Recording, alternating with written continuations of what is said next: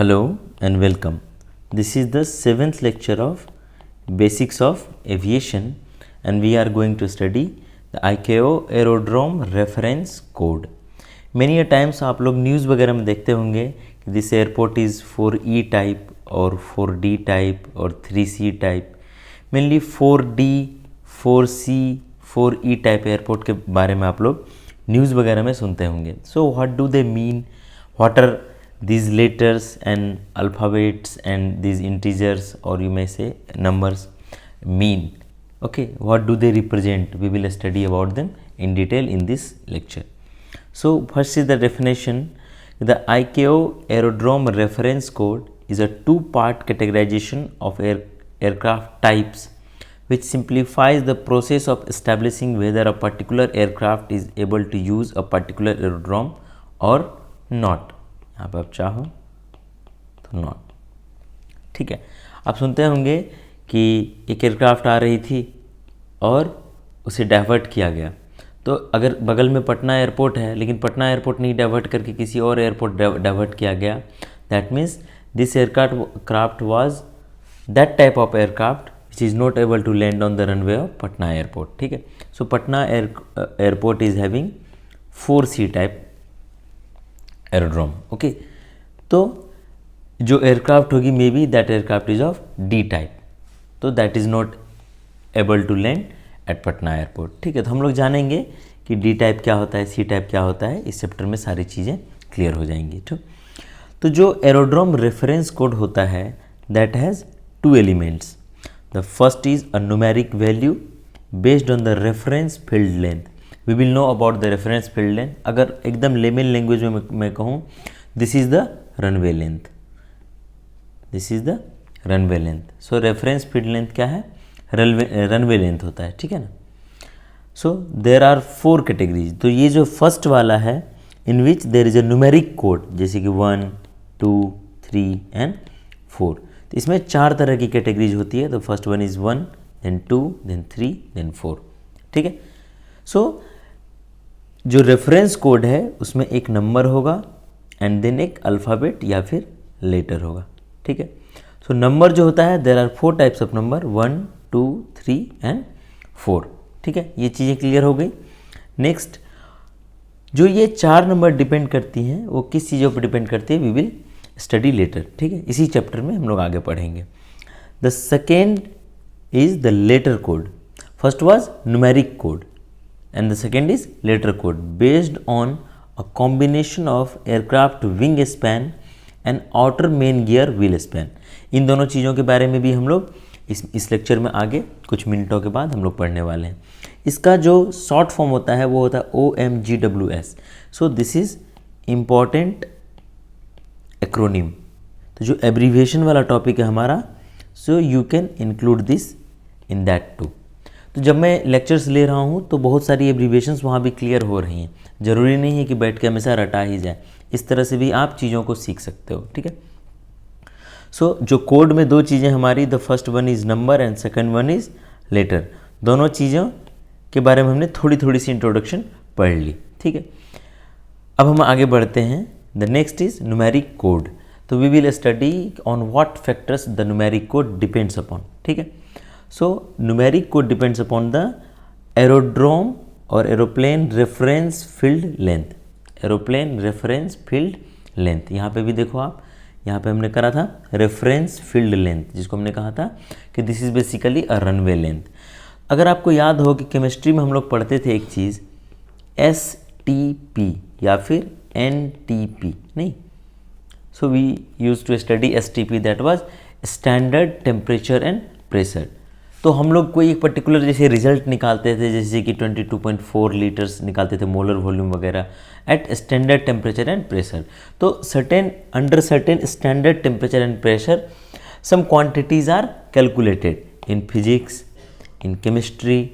ठीक है. Similarly aviation में भी ये जो चीज़ है एरोप्लेन रेफरेंस फील्ड लेंथ, ये एक स्टैंडर्ड कंडीशन के अंदर कैलकुलेट किया जाता है. जैसे कि स्टैंडर्ड कंडीशन क्या है, आपको मैं यहाँ पे हाईलाइट करके दे रहा हूँ.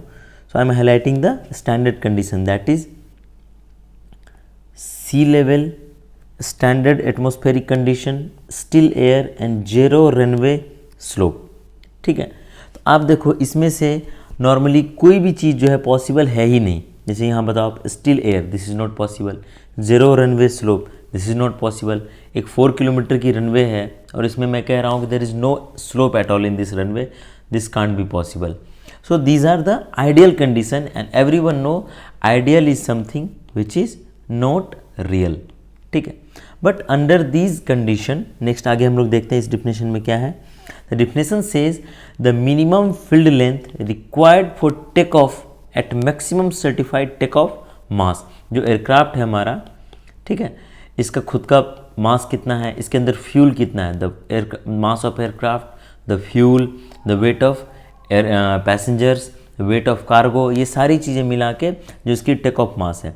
सी लेवल स्टैंडर्ड जो हमारा रनवे है वो कहाँ होना चाहिए, सी लेवल पे, that is mean sea level पे। Standard atmospheric condition, still air, that means velocity नहीं होनी चाहिए एयर में, zero runway slope. Okay, so as shown in the appropriate aeroplane flight manual prescribed by the certifying authority or equivalent data from the aeroplane manufacturer। ठीक है, ये सारी चीज़ें याद करने की ज़रूरत नहीं है, बस मैं आपको अंडरस्टैंडिंग के लिए बता रहा हूँ। And finally we will conclude कि ये बेसिकली रनवे का लेंथ होता है। ठीक है, field length means balanced field length of aeroplanes if applicable और take off distance in other cases. Take off distance अगर आपको याद हो, जब मैंने आपको पढ़ाया था टोरा, ये क्या था, take off run available, that means कि रनवे पे कितनी देर तक एयरक्राफ्ट एक्सेलरेट कर सकती है खुद को, सो दैट उसके बाद ये अपने आप को फ्लाई करा सके। तो maximum length that for which the aircraft can accelerate itself is the length of runway. ठीक है, तो यहाँ पे भी देखो फाइनली इसने कंक्लूड यहाँ कर ही दिया। क्या कंक्लूड करा है, इफ यहाँ से देखो take off distance in other cases, तो अदर केसेस की ही हम लोग बात करेंगे। और अदर केसेस में take off distance is equal to what, take off distance is the length of runway.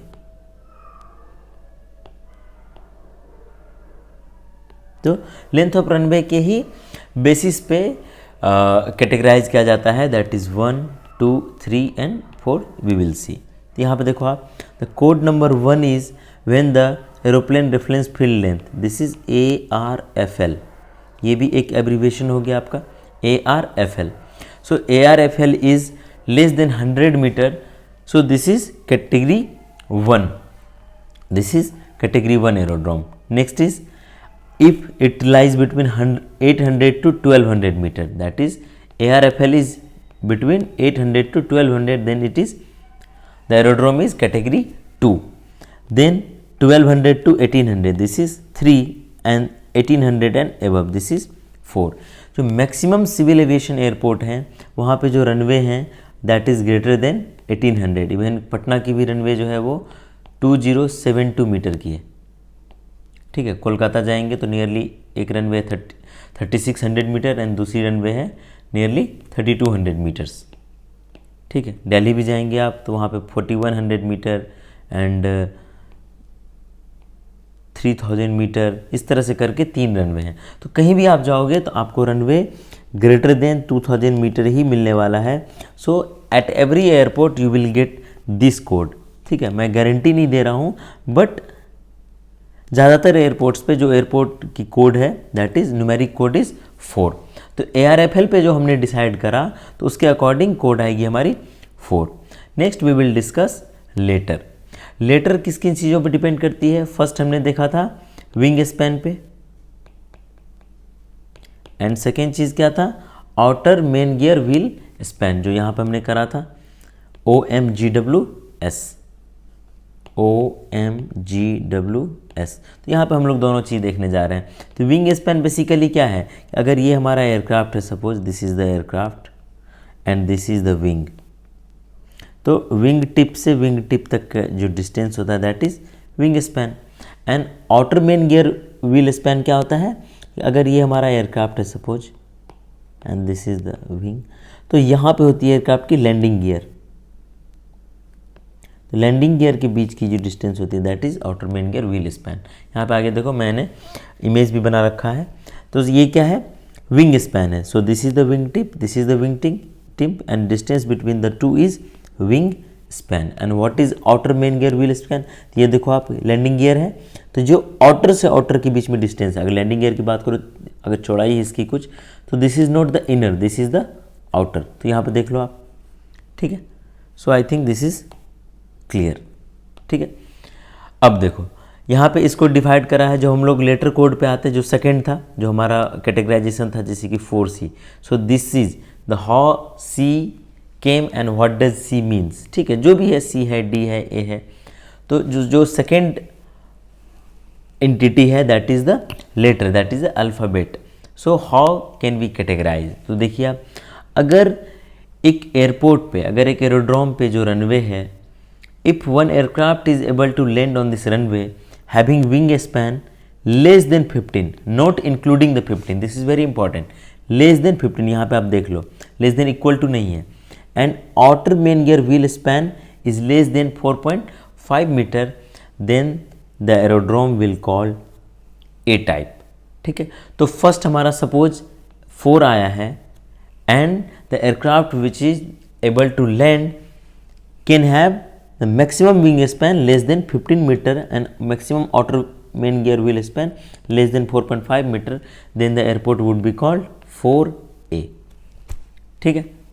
Next is B, if wing span lies between 15 to 24 और outer main gear wheel span 4.5 से 6 metre तक हो, then the airport is type B, okay।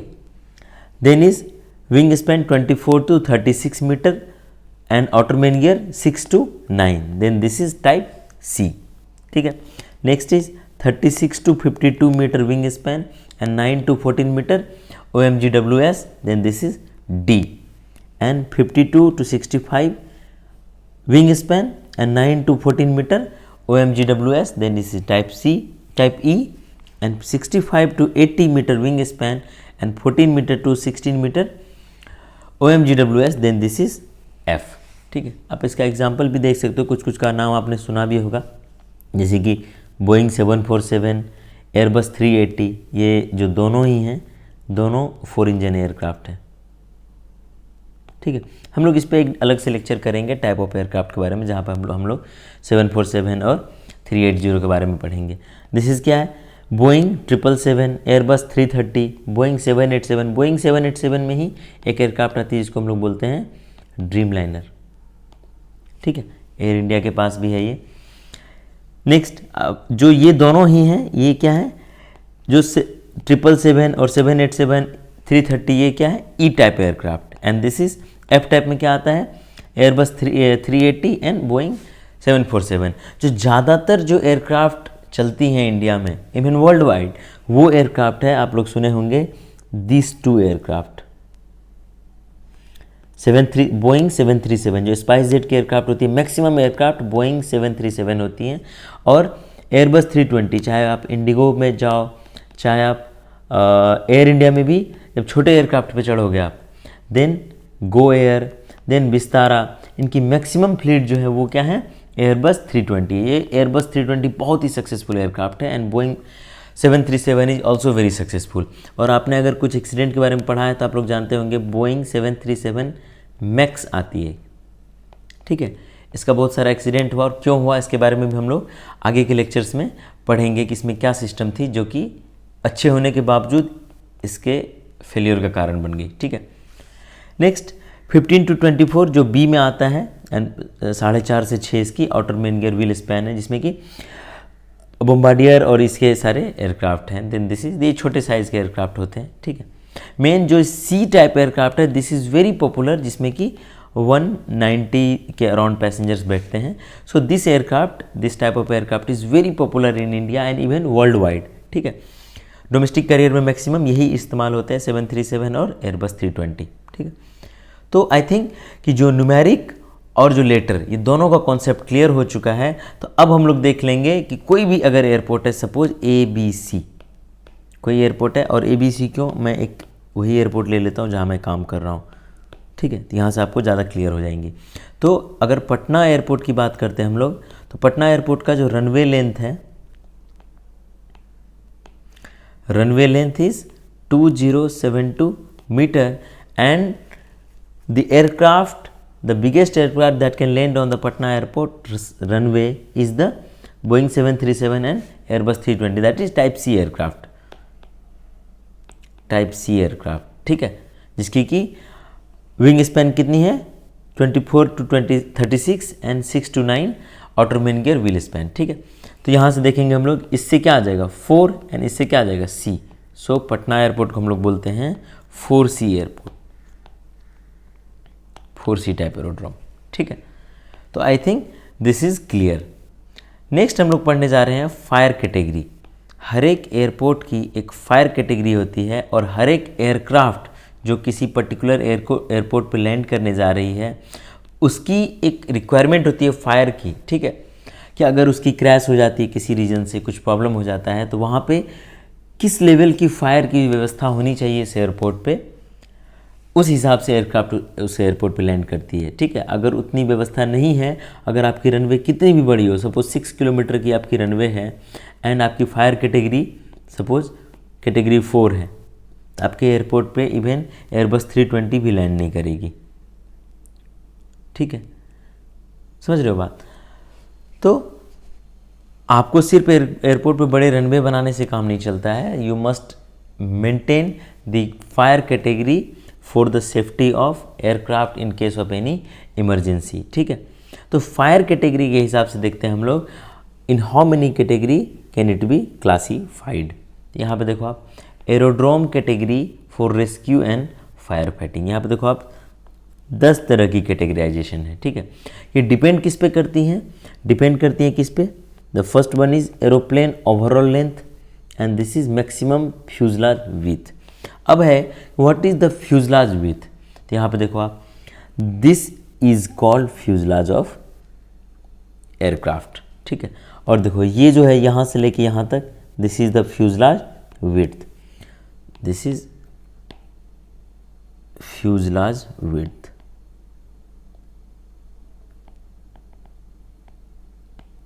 ठीक है। तो यहाँ पे भी देखो आप 10 कैटेगरी है टोटल, 0 से 9 विंग ओवरऑल लेंथ है एरोप्लेन की और मैक्सिमम फ्यूजलाज विड्थ कितना है 2 metre, then the fire category would be 1। इसमें 1 फायर कैटेगरी में कितनी वाटर की नेसेसिटी होती है, कितनी फोमिंग एजेंट की नेसेसिटी होती है, ये सारी चीज़ें पढ़ना है। बट इस लेवल पे एग्ज़ाम के प्रिपरेशन पॉइंट ऑफ व्यू से ये सारी चीज़ें नहीं पूछी जाएंगी, ज़्यादा से ज़्यादा ये पूछ लिया जाएगा कि as far as rescue and firefighting is concerned, aerodrome may be categorized into how many parts? So 10 parts are there। तो इतना आप याद कर लोगे तो काफ़ी है। उसके बाद अगर एक नज़र डालना है तो आप डाल सकते हो कि ओवरऑल लेंथ और किस पे डिपेंड करती है, फ्यूजलाज विड्थ। ये भी पूछा जा सकता है कि जो रेस्क्यू एंड फायर फाइटिंग है ये किन किन चीज़ों पर डिपेंड करती हैं। तो आपको एक ओवरऑल लेंथ दे देगा, एक फ्यूजलाज विड्थ दे देगा, एक कोई कुछ और दे देगा, ठीक है। तो इस तरह से ऑप्शन दे के आपको दिया जा सकता है question. So you must be prepared. तो इसमें जो 3-4 चीज़ें इंपॉर्टेंट हैं, आई विल हाईलाइट देम। एक तो ये है, इसको मैंने पहले ही कर दिया है। नेक्स्ट कि इसकी टोटल कैटेगरी कितनी है, यहाँ मैं लिख देता हूँ।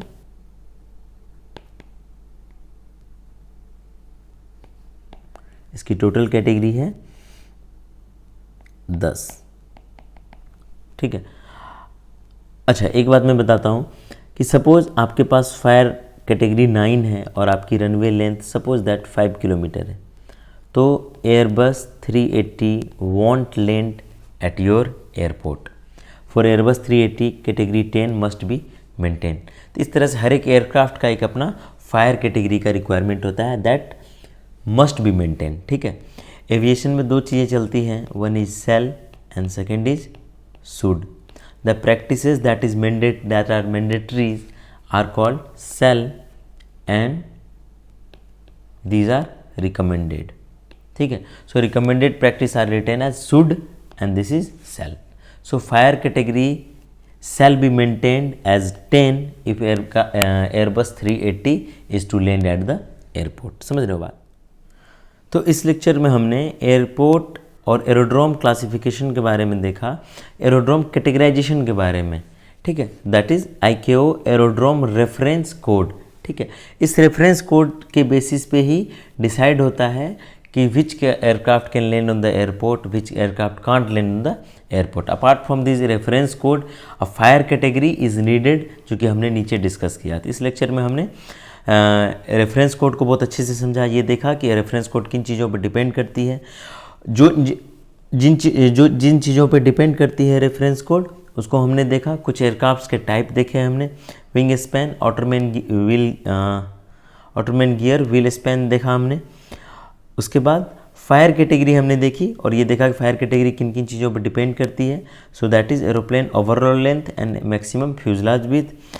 जो फायर कैटेगरी हैं वो 10 टाइप्स की होती हैं, ठीक है। There are 10 type of fire category, 1 2 3 4 5 6 7 8 9 and 10। उसके बाद हमने एक चीज़ और देखी, इस सेल और शुड का इस्तेमाल होता है।